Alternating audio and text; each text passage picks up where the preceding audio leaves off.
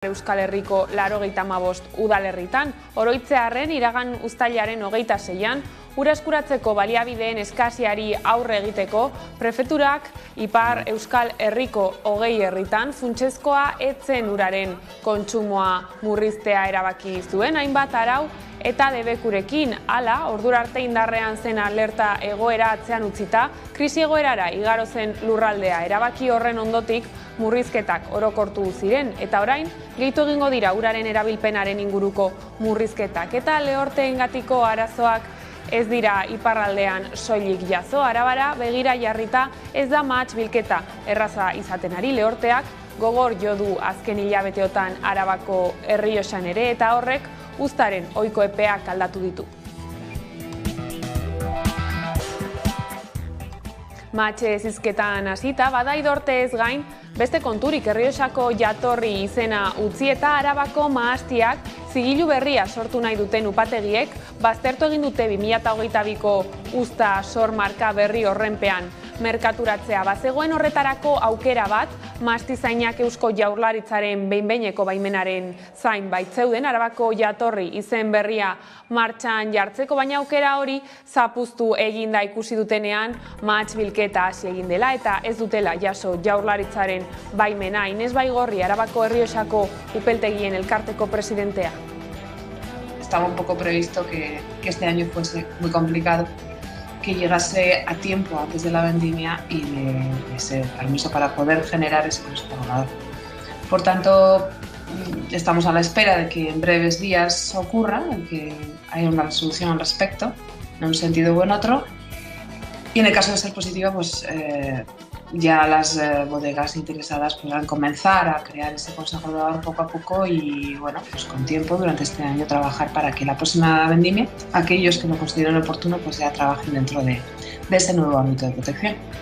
Nord Stream gasbidea Ukrainako gerraren xake partidako piezetako bat izan da gatazka hasi zenetik eta aurretik ere. Rusia eta Alemania lotzen ditu auditeria horrek Ukraina zeharkatu gabe eta gatazkaren jo puntuan egonda beti Moskuk iturria itxikote zuen mehatxua, matxura posibleak eta abar. Orain Nord Streameko bi gasbideetan aste honetan izandako 3 isuri ikertzen ari dira. Gertakariak ez du eraginik izango Europarako gas horniduran, bietako ezein ez baitago martxan, baina Danimarkak energiaren arloko larrialdi egoerara ezarri du herrialdean, handik gertatu direlako isuriak. Hango gobernuak eta Alemaniak ez dute baztertzen sabotaje ekintza bat izatea, ez da Errusiak ere. Mikel Otero, EH Bilduko legebiltzarkide eta trantsizio energetikoko idazkariak iritzi dio gaur gurean, auzi honi entzun.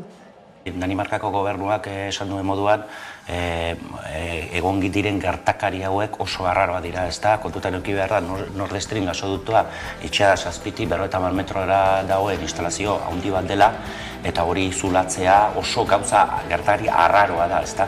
Eta gero, 3 lekutan zulatu dira bi gasoductoak, horrek esan nahi du, probabilistikari behiratzen baldin badiogu oso aukera gutxi daudela, ez da? Horrek eramaten ditu edo eramaten gaitu guztiok kezka handi bat azaltzera, ze egon daiteke honen atzean, nolabait ere, edo sabotei bat, edo ez dugu hartu behar ere, gerra baten erdian murgildua daudela Europan, eta, akto de guerra edo ez, gerra gertakari bat ere izan daiteke. Gai zaldatuta berriz, argi mintzatu da, Pedro Azpiazu Eusko Jaurlaritzako ekonomia sailburua, ez du atzeraldirik ikusten inflazio handiaren ondorioz, murriztu egin ditu aurtengorako hazkunde aurreikuspenak, pixka bat aurten eta asko datorren urtean, baina Alemanian eta beste herrialde batzuetan iragartzen den uzkurtzerik ez du espero Arabako, Bizkaiko eta Gipuzkoako ekonomian.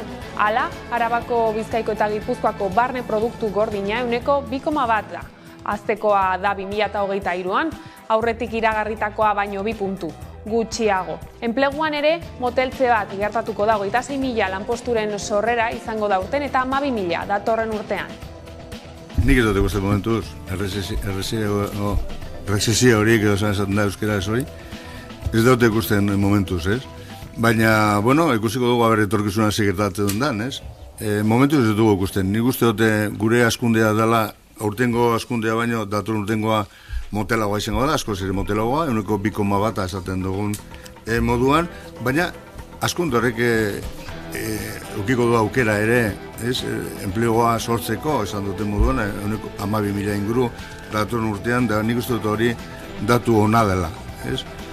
Ordea, iruzurrezko alokairuak salatzera deitu du Baionako suprefetak. Etxe kontratu iruzurrezkoen kontra borrokatzeko lurralde batzordea bildu da lehen aldiz. Izan ere, ekintza bat baino gehiago egin du urte guztian zehar alda mugimenduak, aurkitu dituen hainbat egoera salatzeko. Ekainean, bilkura bat lortu zuten Paueko prefetarekin eta esku artean zituzten 8 kasu aurkeztu zizkioten. Horren emaitza da batzordearen sorrera eta 8 kasu horien azterketarekin abiatu dira. Horrela, iruzurrezko alokairuen kontra borrokatzeko lurralde batzordea aurkeztu zuten atzo arratsaldean Baionako suprefeturan. Abuztu bukaeran iragarri zuen harrera, sorrera Pirinio Atlantikoetako prefetak eta orain 3 helburu nagusi zehaztu dituzte. Alokairu kontratuetan dauden iruzurrak eta praktika ilegalak identifikatzea, erabiltzaileen eta elkarteen seinalamenduak aztertu eta prozedura egokietara bideratzea eta maizterrak beren eskubidei buruz informatzea.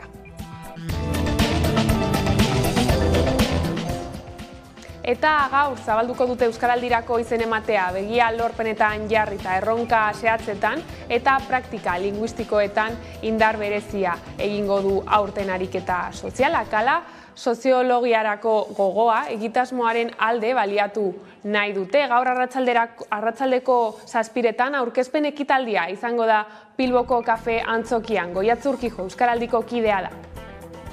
Euskaraldiaren 3. edizioa azaroaren 18tik abenduaren 2 egingo dugu. Eta gaur, irailaren 28an zabalduko dugu. Ariketa erraldoi honetan parte hartzeko ahobizi eta belarri presten izen ematea. Hori ospatzeko Bilboko kafe antzokian ekitaldi bat antolatu dugu, arratsaldeko 7etan hasita. Gogoratu, entitateen izen ematea maiatza erdialdean zabaldu genuela eta urriaren 31an itxiko dela. Goiz honetan berriz, Jasone Zenoz, Amanda Sierra eta Marta Olazabal emakume ikertzaileek euren ibilbideagatik aitorpena jaso dute. Hezkuntza Sailak eta Iker Baskek emakume ikertzaileen lana aitortu eta biztaratu dute sariketaren 4. edizioan. Entzun jarraian, Jokin Bildarratz Hezkuntza Sailburua. Urte askoan emakumeen lana isilduta egonda eta gizonen lorpenak baino ez ditu jaso gizarteak. Baina egoera horri buelta emateko garaia heldu da. Guztion artean. Gure ardura da gizarteak ezagutu ditzala egunez egun gure bizitzak hobetzeaz arduratzen diren Euskadiko ikertzaileak.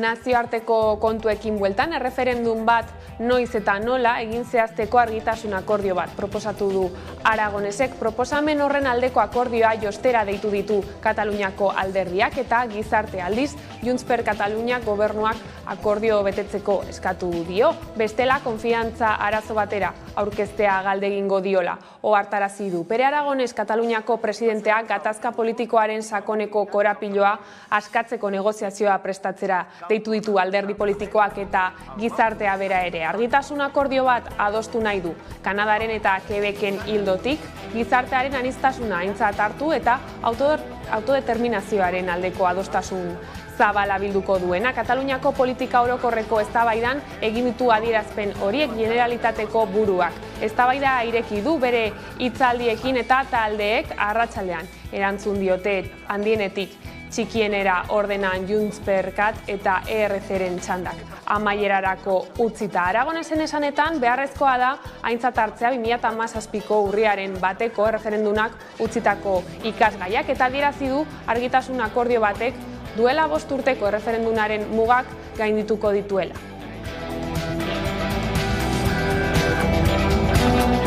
Eta erreferendunez, Ukrainara egingo dugu salto. Errusiarekin bat egitearen alde bozkatu dute Ukrainan okupatutako lurraldeetan. Kiebek traizioa egotziko die galdeketan moduren batean parte hartu dutenei. Aldez Moskuk prest ditu anexioa gauzatzeko botere legegilea exekutiboa eta juridikoa. Errusiak Ukrainan partzialki okupatutako Kherson, Zaporizhia, Luhansk eta Donetsk eskualdeek Errusiako Federazioarekin bat egitearen alde bozkatu dute. Bozketen lehen emaitzen arabera, eremu horiek anexionatzeko asmoarekin Moskuk auspututako galdeketan 83% babestu dute aukera hori. Deitzaileek ontzat eman dituzte ostiralean hasi eta atzo amaitutako bozketen emaitzak parte hartzea 150-tik gorakoa izan baita. Nazioarteak esana dauka ordea bozketa horiek ez dutela zilegitasunik eta ez dituela emaitzak aitortuko. Ukrainako gobernuarentzat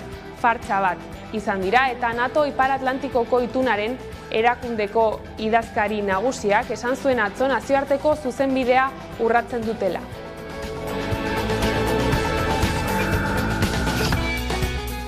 Eta gatazka honen erdian atxilo hartu zuten Pablo González. Kazetaria orain bera gatibu jarraitzea eragozten saiatu dira, baina kartzelan jarraituko du. Abuztuaren amaieran beste 3 hilabetez luzatu zioten zigorra kazetariari eta ari eustea erabaki du Dei auzitegiak. Ostegunean 7 hilabete beteko dira atxilotu zutenetik. Egoeraz galdetzeko konexioa egin dugu gaur haren bikotekide Oiana Goirienarekin. Asko pentsau gorren ganin, ez dugu ondo ulertzen deupe, baina ustegune da, ez dekoela ez frogarik, ondoratu nahi da bela, firmau deizen, euren edan.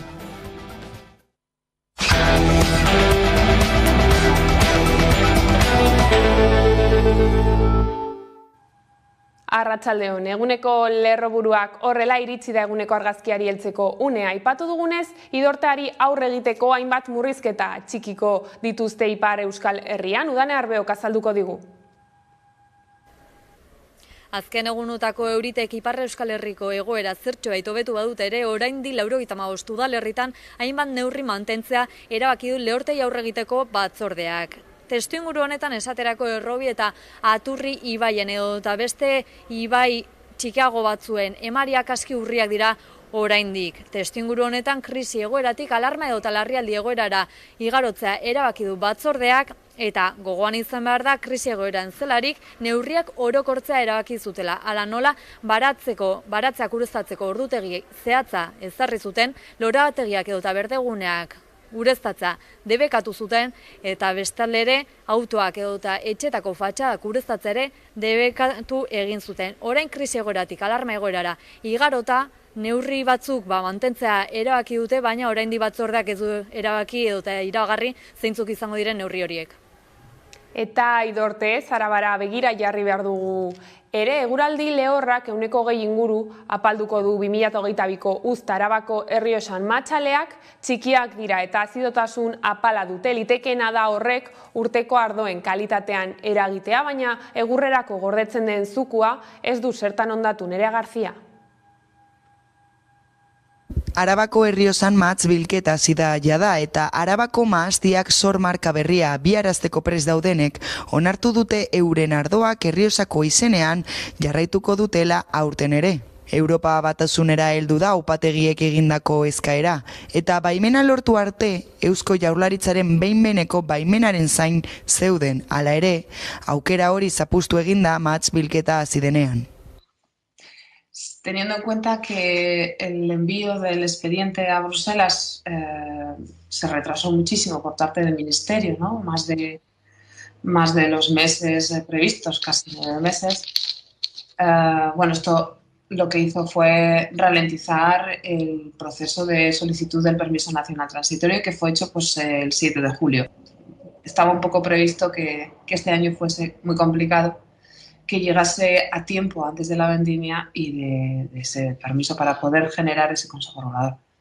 Por tanto, estamos a la espera de que en breves días ocurra, el que haya una resolución al respecto, en un sentido u en otro, y en el caso de ser positiva, pues ya las bodegas interesadas podrán comenzar a crear ese consejo regulador poco a poco y, bueno, pues con tiempo durante este año trabajar para que la próxima vendimia, aquellos que lo consideren oportuno, pues ya trabajen dentro de ese nuevo ámbito de protección.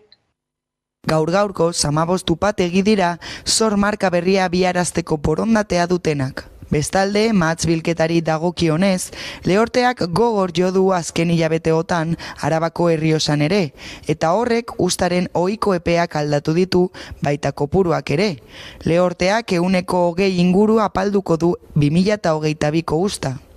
Gainera, mahatzaleak txikiak dira eta azidotasun apala dute. Litekeena da horrek urteko ardoen kalitatean eragitea, baina egurrerako gordetzen den zukua ez du zertan ondatu. Urrengo 9 hilabetetan hauteskunde sindikalak egongo dira Euskal Herriko fabrika handi gehienetan eta horren atarian elak gehien behar duzunean lelopean kanpainaren aurkezpena egin zuen atzo. Sindikatuak jakitera eman duenez, ordezkaritza sindikalaren ia erdia, 47,1 jarriko da jokoan hauteskundetan. Labek berriz gaur egin du zurekin bagara egiteko beste modu bat kanpainaren aurkezpena eta sindikatuak nabarmendu duenez eraldaketarako momentua da. Euskal sindikalismo berria eraikitzeko garaia alegia. Hego Euskal Herriko hauteskunde sindikalak heltzear dauden honetan, elak eta labek euren kanpainak aurkeztu dituzte. Urrian hasiko da hauteskunde sindikalen epe trinkoa delakoa. Urrengo 9 hilabeteetan, hauteskunde sindikalak egingo baitira Hego Euskal Herriko fabrika handi gehienetan. Bada horren arira, elak gehien behar duzunean lelopean kanpaina aurkeztu du. Labek berriz, zurekin bagara egiteko beste modu bat lelopean. Urduritasuna nabaria da sindikatuen artean mugimendu eta ardura handiko hilabeteak badatozkie sindikatuei. Izan ere, elak jakitera eman duenez, ordezkaritza sindikalaren ia erdia, 47,1 jarriko da jokoan hauteskundetan. Egun gehiengoa duelak, labek bere aldetik argi du Hego Euskal Herriko bigarren indar sindikala izan nahi du. Gure asmoa da, lab Hego Euskal Herriko bigarren sindikatu bilakatzea, bigarrena ordezkaritzan, baina lehena eragin gaitasunean. Egun, Komisiones Obreras da bigarren indarra 20,6rekin. 0,88ko aldea dute labek eta Komisiones Obrerasek. Azken 5 urteetan 1,6ko igoera izan du sindikatu abertzaleak, beraz, laben asmoa posiblea bada. Bide horretan, laben ustez, eraldaketarako momentua da Euskal Sindikalismo berria eraikitzeko garaia alegia. Beraz, hori da gure erronka, bigarrenak izatea Euskal Herri mailan, baina lehenak eragin gaitasunean. Edo nola ere, 9 hilabeteko epean aldaketak aurreikusten dira fabrika handietan. Lan gatazketara salto. Arabako egoitza pribatuetako langileak grebara itzuli dira. ELA eta LAB sindikatuek beste greba egun bat deitu dute hitzarmenaren negoziazioen blokeoari aurre egiteko. Gaur manifestazioa egin dute Albertia Campus egoitzatik eta Aldundiaren egoitzan amaitu dute. Bertan izan da Nerea Garzia lankidea.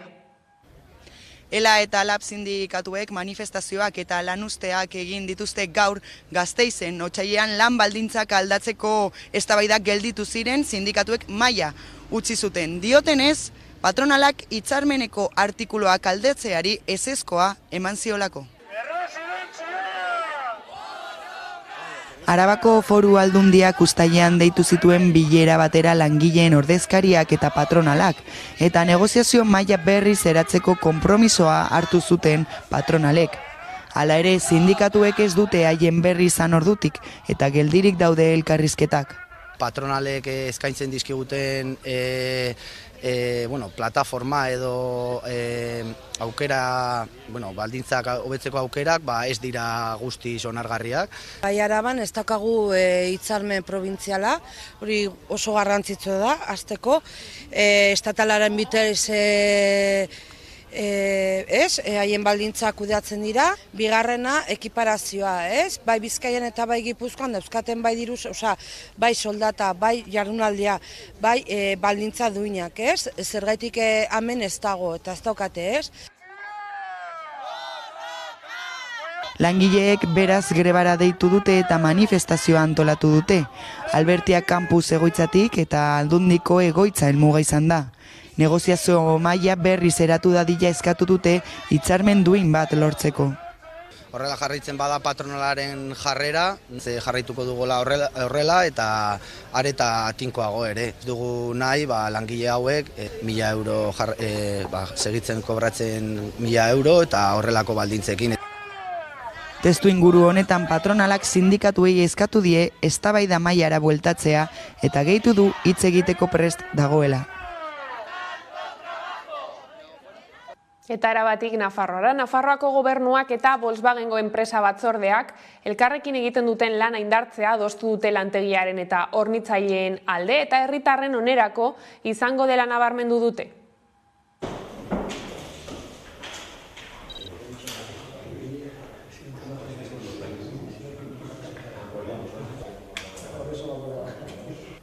Este gobierno viene trabajando con Volkswagen desde el minuto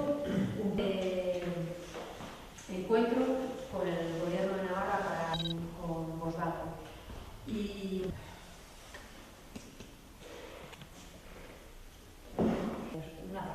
días bipolares y alguna cosa.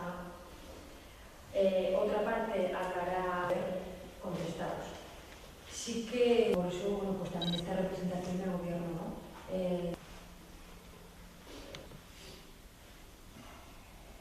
Días a todos. Hablar también de movilidad.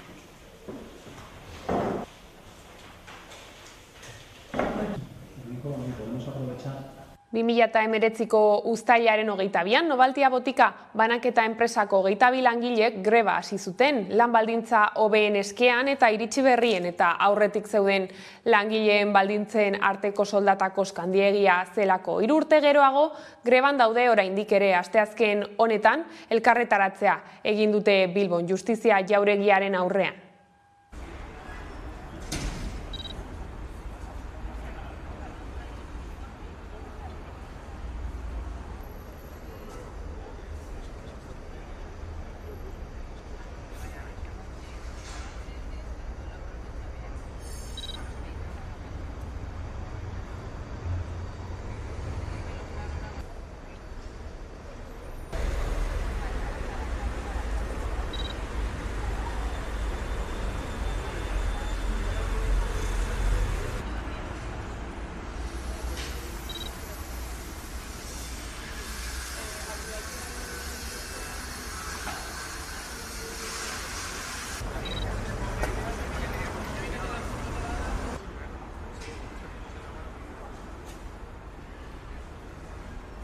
Eta martxan dira Euskal Herriko gobernuen bueltan urteko aurrekontuen inguruko eztabaidak. Entzun dugu Pedro Azpiazu Jaurlaritzako ekonomia sailburua lerroburuetan, aldiz Nafarroara begira gobernua 2023ko aurrekontuen negoziaketekin hastear dago. Kontu horren eta beste batzuen berri eman du Elma Sainz lehendakariordeak gaur. Nafarroako gobernuak asteroko bilera ospatu du eta gerora Elma Sainzek adierazi du 2023ko aurrekontuetan fiskalitatea izango dela ardatz nagusia. Bihar hasiko dira negoziaketa horiekin, baina dagoeneko badakigu Navarra sumak ez zuela bertan parte hartuko. Adierazi du gobernuak Euskal Herria Bildurekin apurtu arte ez dela ezer negoziatzeko beraien artean. El Gobierno de Navarra no puede hacer sino lamentar esa decisión de Navarra Suma, máxime en un contexto como el que actualmente vivimos, tanto para familias como para personas, y en el que conseguir unos presupuestos con participación de todas las fuerzas parlamentarias es tan importante. Como les digo, este Gobierno no puede hacer más que mantener, como así se lo trasladé personalmente al señor Esparza, la puerta abierta al diálogo y a la negociación, y la convocatoria de reunión sigue en pie si es que reconsideran su decisión. Eta Pablo González kazetaria beragatibu jarraitzea eragozten saiatu dira, baina kartzelan jarraituko du abuztuaren amaieran beste 3 hilabetez. Luzatu zioten zigorra kazetariari eta ari eustea erabaki du dei auzitegiak. Ostegunean 7 hilabete beteko dira atxilotu zutenetik. Oiane Goiriena bere bikotekidea da. Asko pentsau gorren ganin ez dugu ondo ulertzen geupe, baina ustegune da, ez tekoela esfrogarik ondoratu nahi da bela, firmau deizen, euren nahi da bela. Ni pentsatu eta arrazoie emongo deuela Estrasburgok, nabarmena da beran eskubide urraketa, eta azken baten hori da salatzen dana. Pasaten dana da Estrasburgok denpori bideuela erantzuten, eta hori ez dakigu noiz helduko da, ez dugu espero epe laburrien erantzun jasoterik. Baina guk ustegu behintzet erantzune positibo izango da. Abortu seguru doako eta legezkoaren nazioarteko eguna den honetan eskubide honek dituen trabez eta oztopoez aritu gara. Naroa Iturri Osakidetzarako jarduten duen Askabide haurdunaldia eteteko klinikan egiten du lan, berarekin jorratu dugu gaia. Abortuaren legea aldatu zanetikan, alegia badakizue lehenago bakarrik antzala psikologikoki arazoren bat edo bazenu, psikiatra baten baimenarekin edo sinadurarekin izan bartzala, geroztek orain ja edozein emakumek haurdunaldiaren etenaldia egin dezake 14 aste eta 6 egunera arte. EAN eta baita Nafarroan ere, erkidegoan eta Nafarroan, egin dezake nahi duen lekun eta doainik. Hori da zerbitzu bat, ematen dana.